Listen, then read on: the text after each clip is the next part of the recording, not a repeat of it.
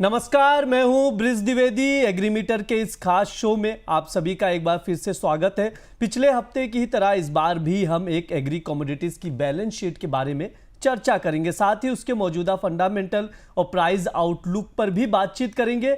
आज जिस कमोडिटी पर चर्चा होगी वो है गेहूं, और गेहूं के बारे में विस्तार से बातचीत करने के लिए हमारे साथ जुड़ रहे केडिया एडवाइजरी के डायरेक्टर अजय केडिया जी। अजय सर नमस्कार, स्वागत है आपका द बोनस में। बहुत बहुत धन्यवाद ब्रिज, मुझे बुलाने के लिए।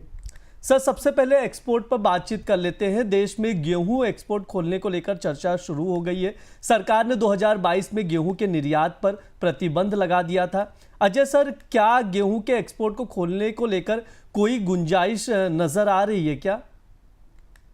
देखिए ब्रिज, अगर 2022 की अगर बात करें तो वो ये बात काफी क्रुशियल था, बिकॉज वहां पे हमने देखा कोविड के बाहर हम निकल रहे थे, हमारे पास बफर स्टॉक काफी अच्छा था। लेकिन जिस ढंग से रशिया यूक्रेन का जो कंसर्न था, उसके बाद से हमने देखा अचानक से सभी चीजों के भाव बढ़ने लगे और गवर्नमेंट ने इसी को देखते हुए कहीं ना कहीं प्राइजेस पे लगाम लगाने के लिए स्टेप्स लिया था। हालांकि अब 2022 और 2025 में जमीन आसमान का फर्क है। आज की डेट में अगर हम देखें तो हमारा बफर स्टॉक काफी अच्छा बिल्डअप हो चुका है, प्रोडक्शन में काफी इंप्रूवमेंट आया, रिकॉर्ड प्रोडक्शन की तरफ हम जा रहे हैं, जिसके चलते मुझे लगता है पॉसिबिलिटी है। क्यों? क्योंकि इन्फ्लेशन के नंबर्स भी अगर हम देखते हैं तो काफी हद तक हम अचीवमेंट में रहे ग्लोबल मार्केट के मुकाबले, तो मे भी पॉसिबल है। एज ऑफ नाउ देखिए, बहुत क्रिटिकल चीज है ये, बिकॉज जहां पे ग्लोबल मार्केट में इन्फ्लेशन से पूरे देश जूझ रहे हैं, इंडिया की जो पोजीशनिंग है बहुत साउंड है, स्ट्रांग है।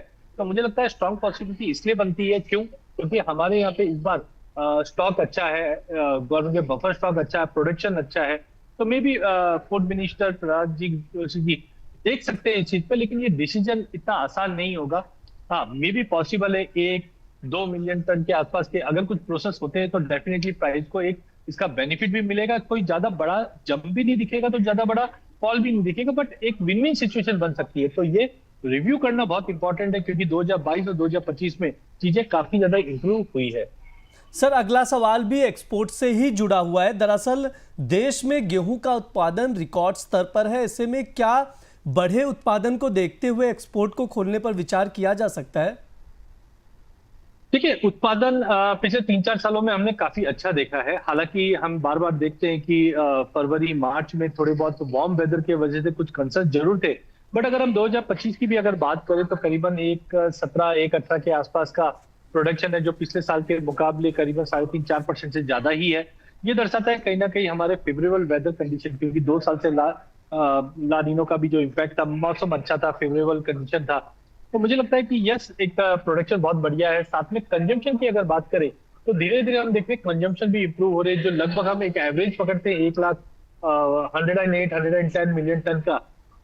उसके हिसाब से देखें तो हम सरप्लस करीबन 7-8 मिलियन टन के आसपास रहेगा। तो गिवन दैट कि हमारे पास सप्लाई काफी अच्छी है, स्टॉक हमारे पास काफी अच्छा है, प्रोडक्शन ठीक है, वेदर कंडीशन ठीक है, इन्फ्लेशन कंट्रोल में है, तो मुझे लगता है यस, चांस ले सकते हैं। बट डेफिनेटली गवर्नमेंट इस चीज को मेक श्योर करेगी कि इसका असर प्राइस पे ज्यादा ना पड़े, ताकि इन्फ्लेशन वापस ऐसा नहीं हो कि बढ़ना स्टार्ट हो जाए।